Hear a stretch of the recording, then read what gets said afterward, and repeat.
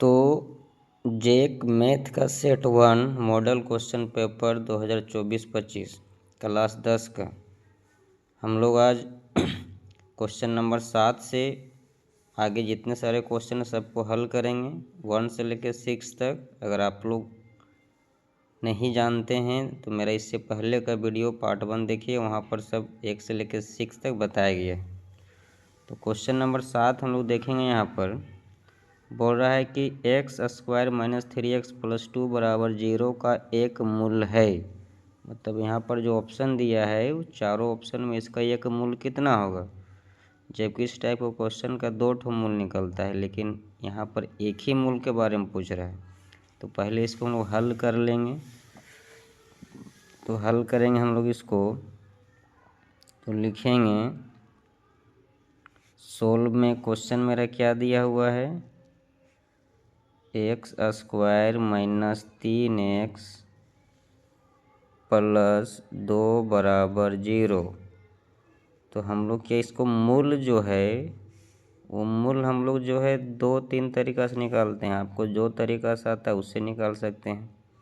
तो हम लोग क्या करते हैं, लास्ट नंबर फर्स्ट नंबर को गुना करते हैं। तो लास्ट में 2 है, फर्स्ट में कुछ नहीं, 1 छिपा है। 1 और 2 को हम लोग गुना करेंगे, 2 आ गया। अब 2 को ऐसा तोड़ के लिखते हम लोग हैं कि बीच में 3 आना चाहिए और गुना करने पर 2 आना चाहिए। तो लिखेंगे x² - 2x - 1x + 2 = 0। 2 को 1 से गुना करेंगे तो 2 1 2 माइनस माइनस प्लस, 2 को 1 से जोड़ेंगे तो 3 -3 आ गया। अब यहाँ पर लिखेंगे हम लोग ये x² है -2x है -1x है + 2 = 0। तो ये दोनों में से कॉमन निकाल लेंगे तो x निकलेगा कॉमन। अंदर क्या बच गया हम लोग का, x -2 निकल गया, तो यहाँ पर 2। अब यहाँ पर देखेंगे माइनस दोनों में से कुछ नहीं तो 1 मिला, यहाँ हो गया x, यहाँ माइनस है तो यहाँ माइनस देना है, प्लस रहे से मतलब नहीं, इधर का चिन्ह यहाँ दिया जाता है। 2 1 दोनों में से कॉमन निकला तो x और यहाँ पर 1 निकला, 2 ही रह जाएगा बराबर 0। तो हम लोग इसको लिख सकते हैं, एक ठो लिखेंगे दोनों जो सेम मिला उसको x - 2 और एक ठो लिखेंगे बाहर वाला को x और -1 को x - 1 = 0। अब लिख सकते हैं x - 2 = 0, इसके बराबर भी 0 और इसके बराबर भी 0, x - 1 = 0। तो मेरा शून्य का 1 निकलेगा, x = 2 इधर आ जाएगा तो प्लस में हो जाएगा और 1 इधर आएगा तो भी हो जाएगा प्लस में। तो मेरा 2 ठो मूल जो है, एक 2 निकला और एक ठो 1 निकला। तो ऑप्शन में कहाँ पर है, 2 है, लेकिन 1 कहीं नहीं है, तो इसलिए इसका एक मूल कौन हो जाएगा, C हो जाएगा। अब अगला क्वेश्चन देखेंगे, क्वेश्चन नंबर 8। क्वेश्चन नंबर 8 क्या बोल रहा है, यहाँ पर ध्यान से देखते चला जाएंगे। क्वेश्चन 8 बोला है कि 2 लगातार विषम धनात्मक पूर्णांक ज्ञात कीजिए जिसके वर्गों का योग 290। 2 लगातार विषम धनात्मक पूर्णांक ज्ञात करना है। तो हम यहाँ पर लिख सकते हैं पहला धनात्मक पूर्णांक, शॉर्ट में लिख रहे हैं, जो ऑब्जेक्टिव है शॉर्ट में बना के देखते हैं। पहला धनात्मक विषम पूर्णांक संख्या मान ली हम लोग, यहाँ पर x मान लिए, यहाँ पर लिख सकते हैं माना। तो दूसरा कितना हो जाएगा, हो जाएगा x + 2 हो जाएगा। विषम में से 2 जोड़ना पड़ता है ना। तब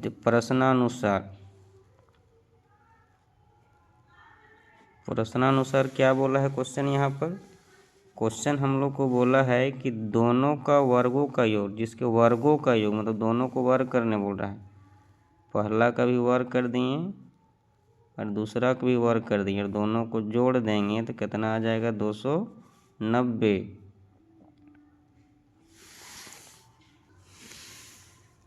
अब यहाँ पर देखेंगे मेरा जो है क्वेश्चन x² + x + 2 का होल स्क्वायर मतलब a + b का होल स्क्वायर, तो हो जाएगा x² + 2ab। 2a के जगह में x और b के जगह में 2 प्लस बी स्क्वायर, बी की जगह में 2 का स्क्वायर बराबर 290। तो यहाँ पर लिखेंगे हम लोग एक्स स्क्वायर प्लस 2 दूना 4x प्लस 2 दूना 4 बराबर 290। अब आगे हम लोग यहाँ बनाएंगे कि एक्स स्क्वायर को जोड़ेंगे तो मेरा कितना आ जाएगा 2x स्क्वायर प्लस 4x बराबर 290। 4 प्लस में है, बराबर किधर लाएंगे तो माइनस में। तो मेरा हो गया यहाँ पर 2, यहाँ पर भी कॉमन ले लिया, अंदर हो जाएगा एक्स स्क्वायर प्लस 2 निकल गया तो 2 दूना 4, 2 बच जाएगा। और यहाँ एक्स बराबर घटा देंगे 290 में, यहाँ पर घटाएंगे हम लोग 4, तो 10 में 4 तो 6, यहाँ बच गया 8, यहाँ बच गया 2। अब लिखेंगे हम लोग एक्स स्क्वायर प्लस 2x बराबर 286। 2 गुना में इधर आएगा तो बट्टा में, काट देंगे 2 के 2, 4 दूना 8, 3 दूना 6। तो इधर हो गया एक्स स्क्वायर प्लस 2x, इधर बच गया 143 प्लस में, डायरेक्ट इधर ले आते हैं, हो जाएगा माइनस में बराबर 0। फिर इसको इसको फिर गुणनखंड करो, जैसे करो उसको मूल निकालो। तो हम लोग इसको फर्स्ट एंड लास्ट को गुना करेंगे, 143 आएगा। 143 को तोड़ेंगे तो इधर लिखेंगे 13 माइनस लिखेंगे 11। 13 को 11 से गुना करेंगे 143 और 13 में 11 हटाएंगे 2x, तो यहाँ पर भी x और यहाँ पर भी x, माइनस तुम्हारा हो गया 143 बराबर 0। अब लिखेंगे दोनों में कॉमन निकल, यहाँ भी x यहाँ भी x, तो x निकल गया तो x प्लस यहाँ बच गया 13, यहाँ माइनस है तो माइनस, यहाँ 11 और यहाँ भी 11 कॉमन निकल जाए, 11 को पढ़ा में 143 आता है तो 11 कॉमन, तो यहाँ बच गया x, यहाँ प्लस है तो यहाँ प्लस, 11 को पढ़ा में कितना बार 143 आता है तो 13 बार में, तो अंदर लिख देंगे 13 बराबर 0। अब इसको हम बनाएंगे,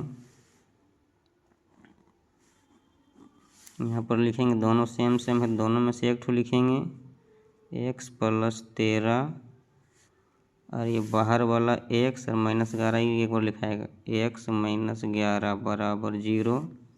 तभी जैसे हम लोग ऊपर में देखे थे इसके बराबर भी 0 हो जाएगा, x प्लस 13 बराबर भी 0 और x माइनस 11 बराबर भी 0। तो हम लोग देखेंगे x बराबर 13 प्लस में इधर लाएंगे तो 0 के साथ करेंगे माइनस हो जाएगा तो माइनस 13, और यहाँ पर हो जाएगा x बराबर 11 माइनस में इधर आएगा तो प्लस में हो जाएगा 0 के साथ, हो गया 11, x बराबर 11 प्लस में। तो माइनस वाला का मान हम लोग नहीं लिखते हैं, प्लस वाला लिखते हैं, इसलिए हमको 2 संख्या निकालने बोला था, पहला और दूसरा। पहला कितना है x, तो लिखेंगे इसलिए पहला संख्या और दूसरा संख्या। तो पहला संख्या माने थे x और दूसरा संख्या कितना है x प्लस 2, तो x प्लस 2, तो x बराबर कितना मान लेना है 11, क्योंकि माइनस वाला का मान नहीं लेते हैं। फिर यहाँ 11 माइनस 2, 11 तो कितना हो जाएगा 13 हो जाएगा, तो एक का मान 13, एक का 11, तो 11 और 13 कहाँ पर आपका ऑप्शन में है, ऑप्शन डी आपका हो गया। अब अगला क्वेश्चन यहाँ पर देखते हैं, बोल रहा है क्वेश्चन नंबर 9, निम्नलिखित में कौन AP समांतर श्रेणी में है। मतलब बोल रहा है 4 ऑप्शन दिया है, चारों में से कौन आपका AP में है समांतर श्रेणी में। तो AP में कौन रहता है, जिसका D सभी का बराबर रहता है, वही तुम्हारा AP में रहता है। यहाँ बना के देखते जाएंगे कौन AP में है कौन नहीं है।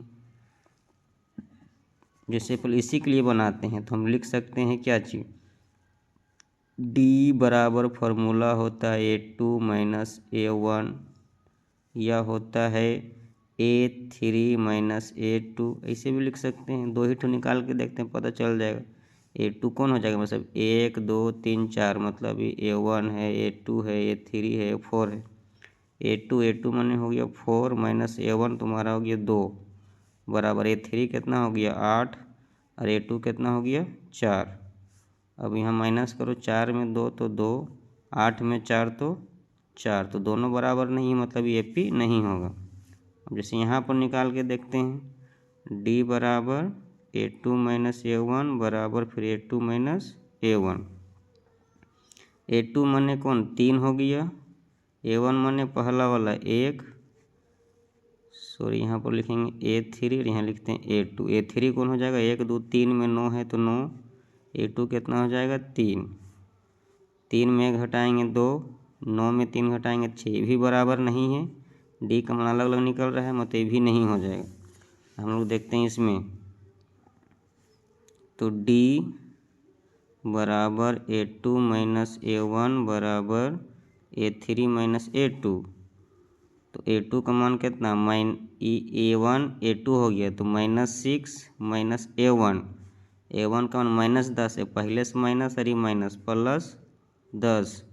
A3 1 2 3 में कौन है -2, फिर माइनस A2 में कौन है -6, तो ये माइनस और माइनस हो गया +6, घटाएंगे तो माइनस प्लस माइनस, 10 में 6 तो 4, माइनस प्लस माइनस 6 में 2 तो 4, दोनों सेम सेम है, मतलब डी का मान सेम निकल रहा है, मतलब AP तुम्हारा ये भी होगा। इसको भी तुम देख सकते हो चेक करने के लिए, लेकिन ये नहीं होगा। जैसे डी बराबर निकालेंगे तो A2 माइनस A1 और A3 माइनस A2, तो A2 का मान कितना हो गया 4 माइनस 1, A3 का मान कितना हो गया 9 और A2 का मान कितना हो गया 4। तो अगर घटाएंगे तो 3 आ जाता है और यहाँ जाता है 5, ही नहीं होगा, मतलब कौन ऑप्शन हो गया आपका सी हो गया। अब अगला क्वेश्चन देखेंगे, क्वेश्चन नंबर 10 क्वेश्चन क्या बोल रहा है आपको कि 1 4 3 10 1 4 3 10 कि 18वें पद का मान क्या होगा, मतलब 18वें पद निकालने बोल रहा है।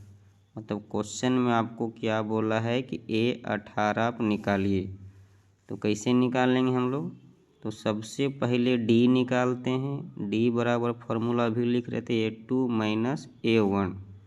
A2 का मान कितना हो जाएगा, जैसे ही बताए थे कि A1 है तो A2 है, A3 A4 है, तो A2 का मान 4, A1 का मान 1, घटाएंगे तो 3, डी का मान 3, इसलिए कितना मान निकालने बोला है A18 का। तो A18 का मान सूत्र क्या लिख सकते हैं A1 प्लस 17D। तो A1 का मान कितना है, A1 का मान है 1, A1 का मान 1 हो गया, तो लिखेंगे 1 प्लस 17 गुने डी का मान कितना निकालें 3, तो कितना हो जाएगा 1 प्लस 17 तिया 51, 51 और 1 जोड़ेंगे तो 52, 52 कहाँ पर है सी में, तो यह हो गया आपका आंसर। अब अगला क्वेश्चन देखेंगे हम लोग, क्वेश्चन नंबर कितना है 11। बोल है 2 समरूप त्रिभुजों के क्षेत्रफलों का अनुपात 16:9 है, तो इसकी संगत भुजाओं का अनुपात क्या होगा। क्वेश्चन पहले समझ लीजिए, 2 समरूप त्रिभुज बोल रहा है, जैसे मान के चलिए एक त्रिभुज ये है और एक त्रिभुज ये है। अब दोनों त्रिभुज क्या है समरूप है, ABC और DEF समझने के लिए बना रहे हैं, दोनों समरूप है। अब इसका क्षेत्रफल भी दे दिया है, अनुपात कितना दे दिया क्षेत्रफल का 16 और 9, तो इसके संगत भुजाओं, जैसे मान लीजिए इसका संगत भुजा ये हो गया, तो दोनों का अनुपात क्या होगा। तो हम लोग क्या जानते हैं कि समरूप त्रिभुज का जो क्षेत्रफल होता है, समरूप त्रिभुज का जो क्षेत्रफल का अनुपात जो होता है नहीं, समरूप रहेगा त्रिभुज तो उसका क्षेत्रफल का अनुपात करेंगे तो उसका भुजा का अनुपात अपने आप क्या हो जाएगा, मतलब भुजा का वर्ग का अनुपात हो जाएगा।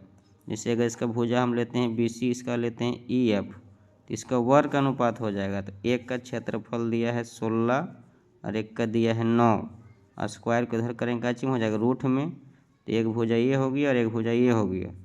हम देखेंगे कि 16 का वर्गमूल कितना हो जाएगा 4, 9 का वर्गमूल 3, और यहाँ पर हो गया BC/EF। इसका कहने का मतलब हो गया कि दोनों भुजा का अनुपात कितना हो जाएगा 4:3। तो 4:3 कहाँ पर दिया है, तो यहाँ पर दिया, ऑप्शन सी हो गया आपका। अब अगला क्वेश्चन हम लोग देखेंगे, क्वेश्चन नंबर 12 क्या बोला है कि समचतुर्भुज के विकर्ण 6 सेंटीमीटर और 8 सेंटीमीटर, तो इसकी प्रत्येक भुजा की लंबाई क्या होगी। क्वेश्चन बोल रहा है कि एक सम चतुर्भुज है, तो हम लोग सम चतुर्भुज किसे कहते हैं ये भी जानते होंगे आप लोग। वैसा चतुर्भुज जिसके सभी भुजा आपस में बराबर होते हैं, वैसा चतुर्भुज जिसके सभी भुजा आपस में क्या होगा, बराबर होगा। और एक चीज़, सम चतुर्भुज के जो विकर्ण जो होते हैं वो विकर्ण जो होते हैं समकोण पर समद्विभाजित होते हैं। मतलब यहाँ से और यहाँ से दोनों बराबर हो जाएगा, और यहाँ से और यहाँ से दोनों बराबर हो जाएगा। कितना डिग्री पर, 90 डिग्री पर। तो एक का विकर्ण दिया है 6 सेंटीमीटर, मान के चलिए अगर ये 6 है तो यहाँ से कितना हो जाएगा 3, और यहाँ से हो जाएगा 3। एक 8 है, मान के चलिए अगर ये 8 है तो यहाँ से कितना हो जाएगा ये 4, और ये भी हो जाएगा 4। तो हम लोग देखेंगे कि हमको भुजा, ये भुजा ज्ञात करना है। अगर इस यहाँ से ध्यान से देखिए, अगर समकोण त्रिभुज है तो ये आपका हो गया H, ये आपका हो गया P, और ये आपका हो गया B। तो हम H माने भुजा का मान निकालें, मतलब H निकालेंगे कौन सी फार्मूला पहले पढ़े हैं, B² plus P² plus B²। P का मान कितना हो गया 3, तो 3 का स्क्वायर। B का मान कितना हो गया 4, तो 4 का स्क्वायर रूट। तो हम लोग देखेंगे 3 तिया 9, 4 चौके 16, 16 9 25, 25 को वर्गमूल 5 सेंटीमीटर हो गया। H माने किसका निकल रहा है, भुजा निकल रहा है। 5 सेंटीमीटर कहाँ आपका है, C में है। अब अगला क्वेश्चन देखेंगे हम लोग, क्वेश्चन नंबर 13। दो अक्षों के प्रतिच्छेद बिंदु को क्या कहते हैं। दो अक्ष, जैसे हम लोग बताए थे, ग्राफ हम लोग पढ़े हैं,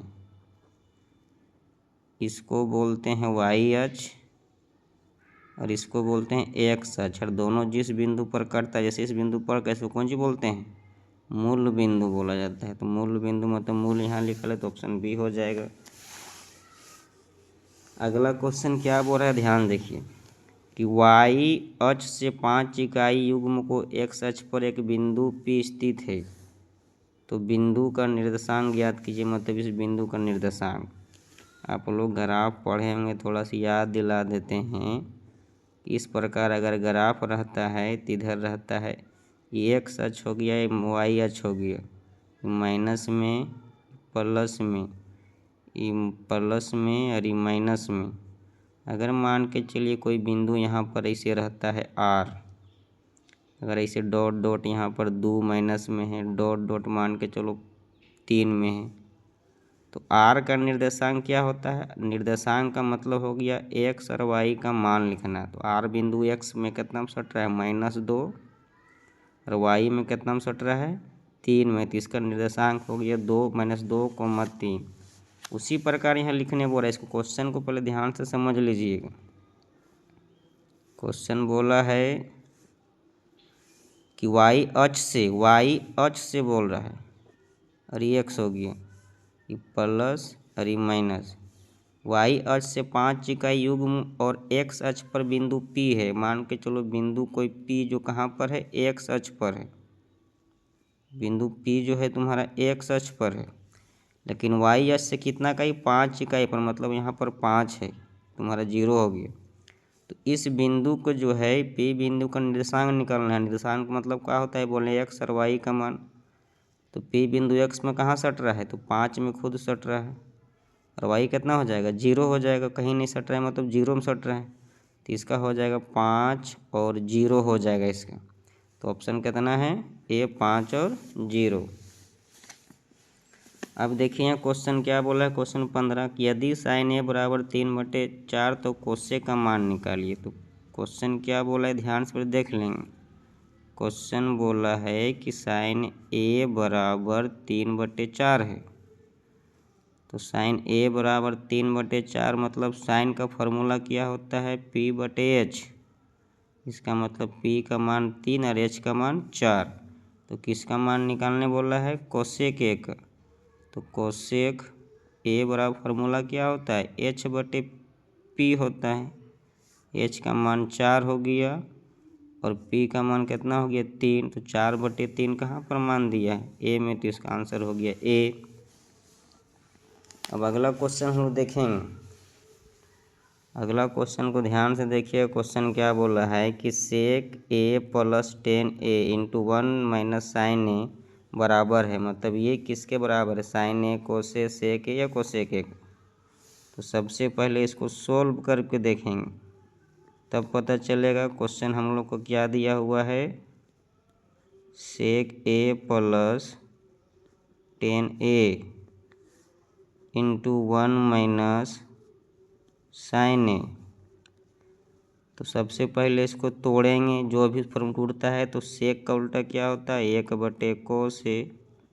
10 का फॉर्मूला क्या होता है, साइन ए बटे कोस ए, मतलब इसका फॉर्मूला इसे भी लिख सकते हैं, इंटू 1 माइनस साइन ए। अब हम लोग देखेंगे कि भीम का जोड़ करेंगे, पहले पढ़ेंगे आप लोग।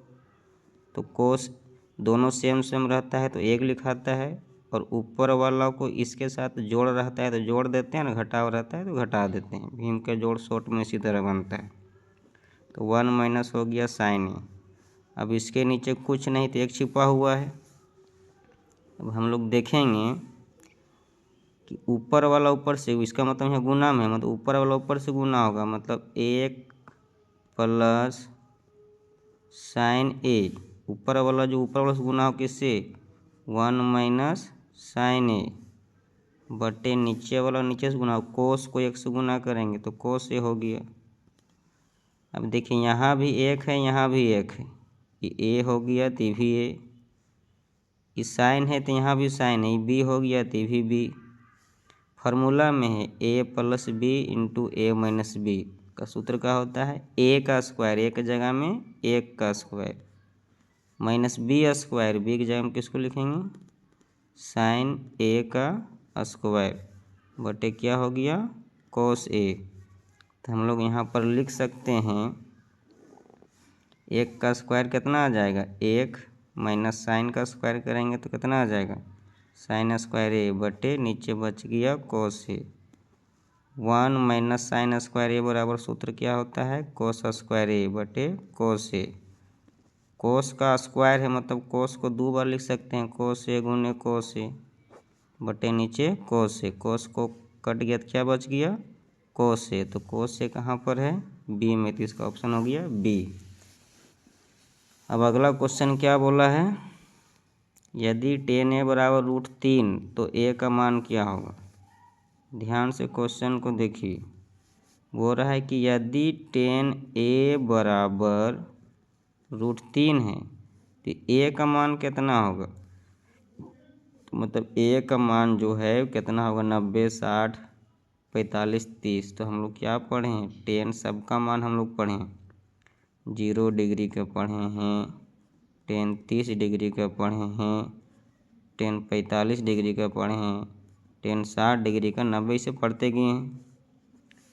तो 10 जो है 60 डिग्री का मान कितना होता है, 1/√3, और 10 देखेंगे साइन 60 का मान कितना होता है, ये नहीं होता है, √3 होता है। 45 का मान कितना होता है, 1 होता है। 60 का मान कितना होता है, 1/√3 होता है। तो 1/√3 हमको कितना पूछा, 3 पूछ रहा है कि √10√3। तो 10√3 किसका मान है, 60 डिग्री का। तो 10a का जो मान कितना हो जाएगा, 60 लिखेंगे तब √3 आएगा, मतलब इसका ऑप्शन कितना हो जाएगा, बी हो जाएगा।